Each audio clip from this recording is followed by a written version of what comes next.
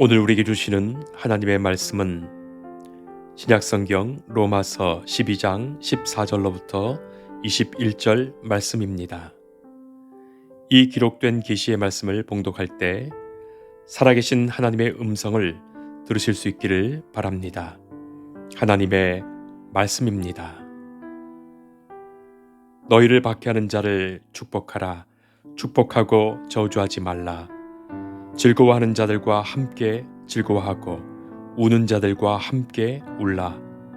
서로 마음을 같이하며 높은 데 마음을 두지 말고 도리어 낮은 데 처하며 스스로 지혜 있는 채 하지 말라. 아무에게도 악을 악으로 갚지 말고 모든 사람 앞에서 선한 일을 도모하라. 할 수 있거든 너희로서는 모든 사람과 더불어 화목하라. 내 사랑하는 자들아, 너희가 친히 원수를 갚지 말고 하나님의 진노하심에 맡기라. 기록되었으되 원수 갚는 것이 내게 있으니 내가 갚으리라 주께서 말씀하시니라. 네 원수가 줄이거든 먹이고 목마르거든 마시게 하라. 그리함으로 네가 숯불을 그 머리에 쌓아 놓으리라. 악에게 지지 말고 선으로 악을 이기라. 아멘. 가을 하늘이 높아졌습니다. 이 설교를 들으시는 여러분께 주님의 사랑과 평강을 전해드립니다. 장로교를 세운 종교개혁자인 깔뱅은 종교개혁적 기독교인의 신앙을 두 마디로 요약하고 있습니다. 첫째는 우리의 신앙은 자기 부정의 연속이다. 계속해서 자기 자신을 부정하면서 내 안에 신앙인답지 못한 것, 신앙인으로서 합당하지 못한 것, 그것을 계속해서 부정하면서 계속 버리는 그것이다. 그것이 기독교의 신앙이다. 두 번째는 우리의 신앙은 순례자의 길을 확인하는 것이다. 우리가 어디를 향하여 가고 있는지, 무엇을 위하여 스스로를 부정하여 버리는가를 언제나 생각해야 한다는 것입니다. 이곳에 머물기 위한 것인지, 아니면 저 영원하신 천국, 하나님의 나라를 지향하며 행하는 것인지를 확인하는 중에 이 순례의 길에서 순례의 목적에 맞게 항상 자기 자신을 부정하고 새롭게 해야 한다는 바로 그것이지요. 아마존에서 몇 년 전에 21주 가장 많이 읽은 책 1위, 40주 연속 탑10에 올랐던 이 시대의 최고의 명강이라고 하는 전 하버드 대학의 조던 피터슨 교수가 쓴 12가지 인생의 법칙이라는 책이 있었습니다. 책에는 가장 감명 깊었던 한마디가 있습니다. 세상을 변화시키고 변혁하려고 세상을 비난하거나 탓하지 말라. 네 방부터 치워라. 바로 6번째 그 법칙입니다. 아니, 자기 방도 치우지 못하면서 도대체 무엇을 고치고 누구를 깨끗하게 하겠다는 것입니까? 자기가 개혁의 대상이면서 도대체 누구를 개혁한단 말입니까? 개혁이라는 말 함부로 할 것 아니지요. 종교개혁이라는 것은 역사상 한두 번 있었던 것이지 뭘 거창하게 매년 종교개혁 기념주일이 가까우면 개혁한다고 하는 것, 그런 것 아닙니다. 자기 자신을 살피면서 저 천국을 바라며 사는 중에 내 자신을 끊임없이 부정하고 천국 가는데 필요 없는 것들, 거추장스러운 것들, 어울리지 않은 것들을 하나씩 버리는 바로 거기에 진정한 믿음의 길이 있는 것입니다. 오늘 우리는 악에게 지지 말고 선으로 악을 이기라 말씀하시는 하나님의 음성을 듣습니다. 우리의 종교개혁이라는 것, 개혁적 믿음의 삶이라는 것, 끊임없이 내 안에 존재하는 그 악으로부터, 끊임없이 우리 안에 있는 그 악으로부터, 끊임없이 세상 안에 있는 그 악에서 선으로 악을 이기는 것, 단 한 분 선하신 하나님의 그 뜻과 능력과 역사로 악을 이겨내는 것임을 우리는 다시금 말씀 중에 깨닫게 됩니다. 유대인의 탈무드에 이런 이야기가 있습니다. 노아가 방주를 짓고 모든 짐승을 암수 한 쌍씩 받아들였습니다. 그런데 저기 보니까 선이 혼자 들어오는 겁니다. 그래서 노아가 선을 향해서 말했답니다. 너는 왜 혼자 들어오느냐? 승선을 거부당한 선이 자신과 짝이 될 만한 것들을 찾아 돌아다니다가 마침내 악을 데려왔다는 거예요. 그제야 노아는 그들을 받아들였고 그것이 세상에 선과 악이 공존하게 된 이유라고 설명하고 있습니다. 하나님은 선하신데 어떻게 인간 현실에 악이 존재하는 것일까? 하나님이 선하시며 그의 창조하신 모든 것이 선한데 어떻게 세상에 악이 있는 것인가? 라는 그 질문에 유대인식 대답인 겁니다. 유대인들은 자신들이 선하다고 믿기에 현실적인 악을 이해하지 못했던 거예요. 그러나 인간은 선할 수가 없습니다. 선이라는 것은 하나님께만 사용할 수 있는 단어예요. 하나님만이 선하십니다. 그러니 하나님이 아닌 인간, 그리고 하나님 없는 삶을 사는 인간은 선할 수가 없습니다. 악은 그 자체가 하나님 없음입니다. 어거스틴은 그런 말을 한 바가 있습니다. 악은 없다. 다만 선이 없는 것 자체가 악이다. 여러분 어떻게 생각하십니까? 우리가 가만히 생각해 보면 악이라는 것은 선이 없는 것을 말합니다. 우리가 하나님을 선하다고 할 때 하나님 없는 마음, 하나님 없는 생각, 하나님 없는 가치관, 하나님 없는 사회, 그 문화와 세상이 악한 거예요. 하나님이 없는 세상이 어둠입니다. 빛이 없으면 어둠이 존재하듯이 선이 없는 것, 곧 그것이 악입니다. 그러나 빛이 발하게 되면 어둠이 자연스럽게 사라지듯이 선은 언제나 악을 이깁니다. 악으로 악을 이길 수는 없습니다. 오직 선으로 악을 이기는 거예요. 선한 것 자체가 이미 악을 이긴 것입니다. 하나님이 선하심을 믿고 우리가 그와 동행하면서 하나님의 그 선하심을 배우며 살아갈 때 우리는 선을 행할 수 있고 선으로 악을 이기며 살아갈 수 있습니다. 오늘 우리에게 주신 말씀은 한 말씀 할 말씀 다 귀한 말씀입니다. 뭐라고 이 말씀에 부연을 하지 않아도 한 구절 한 구절 읽으면서 우리가 이 말씀 가운데 주님의 음성을 듣게 되고 실천하며 살아야 할 말씀입니다. 자, 이 모든 말씀은 하나님과의 관계에서부터 시작되는 겁니다. 하나님과의 관계가 회복됨으로써 바로 그것으로 인해 세상과 이웃과 모든 것과의 관계가 바르게 되고 이로 인해서 하나님과의 관계가 더욱 견고해지고 오직 하나님의 역사로 주께서 내 안에 계심으로 성령께서 내 안에 행하시는 그 사건으로 우리는 악을 이기게 됩니다. 자, 그러니 우리는 14절의 말씀처럼 너희를 박해하는 자를 위하여 저주하지 말고 축복하라. 축복하고 저주하지 말라. 하시는 말씀을 우리는 이해할 수 있습니다. 박해하는 자를 위하여 저주하거나 같이 박해하게 되면 그것은 악으로 악을 다스리려는 것이고 결국 그것은 내가 악의 지배 속에 빠지는 것과 같습니다. 성도 여러분 생각해 보세요. 세상의 논리라는 것은 이런 겁니다. 내 아버지 원수를 내가 갚겠다. 악한 자는 더 악하게 다뤄야 한다.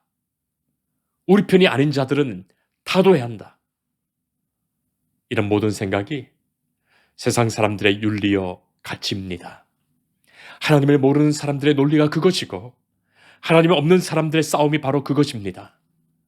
우리가 보지 않습니까?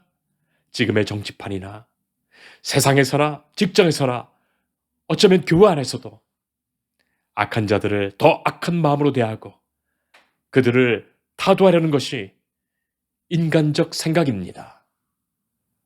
자, 그러나 믿음의 사람들은 한 단계 더 높은 것을 보아야 하겠습니다. 오히려 박해하는 자를 불쌍히 여기며 오히려 그를 위하여 하나님 앞에서 기도하고 그를 위하여 복을 빌라는 것입니다. 예수님의 친히 하신 말씀 속에서도 너희가 마을에서 복음을 전할 때 어느 집에 가든지 복을 빌라. 어떤 집이든지 복을 빌라. 잘해주는 집이든 못해주는 집이든 복을 빌어서 복을 받을 만한 사람이라면 그가 복을 받을 것이요. 그가 복 받지 못할 사람이라면 그 복은 너에게 돌아온다. 바로 그것이 예수님의 말씀입니다. 성도 여러분, 우리를 박해하는 자 때문에 절망하지도 낙심하지도 말고 그를 위해 오히려 용서를 빌고 그를 축복해달라고 하나님께 기도하는 모습, 바로 그것이 예수님의 모습이었고 또한 순교자 스데반의 모습이었습니다. 나를 핍박하는 자를 위하여 용서하며 기도할 때 그 마음이 천사의 마음과 같이 깨끗하게 되고 천사의 얼굴로 변하게 되고 바로 주님을 보게 되는 것입니다. 자기 자신을 바라보며 이를 가고 돌을 던지는 그들을 불쌍히 여기는 마음, 그것이 바로 주님의 마음입니다. 어떤 때나 어떤 상황에서나 어떤 괴로움을 받든지 당장 그를 위하여 무릎을 꿇고 여러분 기도해 보세요. 그렇게 복을 비는 순간 우리 마음속에 부어주시는 큰 은혜와 축복을 체험하게 될 것입니다. 한번 어떤 권사님이 제게 찾아오셔서 목사님, 그 권사가 미워 죽겠어요. 아니 권사님, 그 권사님 위해서 기도해 보셨습니까? 아니요. 미워 죽겠는데 어떻게 기도를 합니까? 목사님. 권사님, 그 권사님을 위하여 진정으로 기도해 보세요. 그리고 다시 오세요.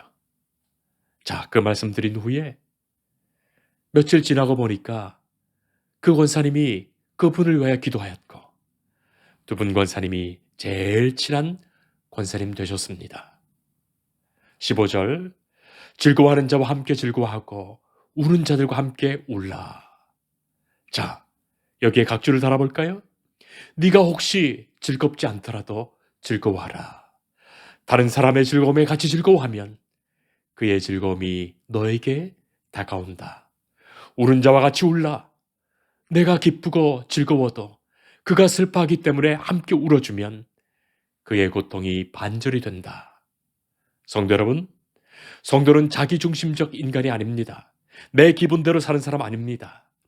그의 기쁨을 같이 기뻐해서 배나 커진 기쁨을 같이 즐거워하고 슬퍼하는 자를 함께 슬퍼해서 그의 슬픔을 반으로 줄이는 사람, 함께 더불어 사는 마음, 바로 그것이 그리스도의 마음입니다.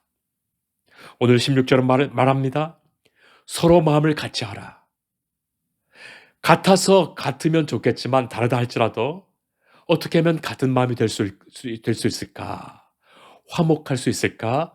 우리는 생각해 봐야 하겠습니다. 자신의 마음을 높은 데 두지 말고 언제나 자신을 낮추어서 스스로 지혜 있는 척 하지 말고 자랑하지 말고 언제나 상대방이 나보다 낫다는 생각으로 살라는 바로 그 말씀입니다. 여러분 사실 그렇습니다. 부부간에도 모든 면에서 당신이 나보다 낫다고 생각하는 그 마음만 있으면 싸움이 생기지 않습니다. 상대방을 나보다 못하다고 생각하는 순간 싸움이 시작되지요. 항상 상대방을 나보다 낫다. 나 자신을 한 단계만 낮춘다면 그리고 남을 높여준다면 바로 거기에 화평이 있습니다. 화목이 있습니다. 화목이라는 것, 서로가 서로를 높여주는 바로 거기에 있습니다. 화목은 상대와 같이 더불어 누리는 개념이기 때문입니다. 그러나 설령 타인이 그렇지 못하더라도 할 수 있거든. 그래서 18절에 할 수 있거든 이라는 말이 있는 것이죠.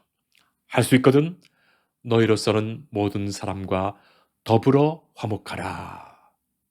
타인이 그러지 못해서 안 되면 안 되더라도 너희로서는 화목의 마음으로 자신을 낮추고 타인을 높이는 그 마음으로 살아간다면 거기에는 화목이 깃든다 하시는 말씀이에요. 내가 할 수 있는 부분을 다 하라는 것이죠. 화목하지 못한 책임이 다 내게 있는 것은 아니지만 다만 내가 할 수 있는 그 부분을 하라는 말씀입니다. 19절에 친히 원수 갚지 말라. 원수 갚는 것은 하나님께 있다. 여러분, 못된 사람 바로잡기 위해서 내가 더 못된 사람 되는 것 하나님이 원하지 않습니다. 내 마음대로 상대방을 이렇게 저렇게 못합니다. 악한 사람, 악하게 생각하고 그렇게 행하다가 심판받을 것입니다. 다만 내가 할 부분을 다 하라는 것이죠. 원수에 대하여 내가 친히 원수 갚지 말고 하나님의 진노하심에 맡겨야 하겠습니다. 다만 원수에게 먹이고 마시게 하며 그가 필요한 것을 도울 수 있는 것, 그가 배고파하거든 먹이고 목말라 하거든 마시게 하는 것, 바로 그것이 사랑이고 긍휼입니다. 우리에게는 아무도 미워할 권리가 없습니다. 내가 핍박을 받으며 죽는다 하더라도 원수 갚는 그 행위에 있어서는 오히려 그것이 아니라 복을 빌라. 그렇게 함으로써 악을 선으로 이길 수 있는 것입니다. 19절에 숯불을 그 머리 위에 쌓아놓으리라. 이 말씀은 당시의 문화 속에서 이해할 수 있는 표현입니다. 머리에 숯불을 쌓는 것, 아픔과 부끄러움을 준다는 의미입니다. 내가 선하게 대함으로써만 그 마음에 아픔과 부끄러움이 생길 것입니다. 그리고 그가 변화됩니다. 마음의 감동과 양심의 자책이 따를 때만 사람은 변합니다. 내가 원수 갚으면 그가 또 나를 원수라고 생각하며 점점점 악해질 뿐이지요. 마음으로부터 부끄러움 느끼고 참으로 잘못했다는 마음을 갖도록 하는 것, 바로 그것이 진짜 갚는 것입니다. 후활이 없어지는 것입니다. 이것이 선으로 악을 이기는 구체적인 방법들입니다. 악으로 악을 이기는 것, 잠깐 그런 것처럼 보이지만 더 큰 악한 사건을 만들 뿐입니다. 선으로 악을 이겨, 선으로 악을 이기면서 찾아오는 모든 은혜와 기쁨을 우리는 새롭게 체험하며 살아야 하겠습니다. 아주 오래전에 제가 일본을 방문했을 때 한 동네에서 특별한 체험을 한 바가 있습니다. 문화관광지로 만든 한 마을에 다양한 이색 체험을 하게 되었는데 어떤 한 건물에 들어서니까 너무나도 깜깜한 거예요.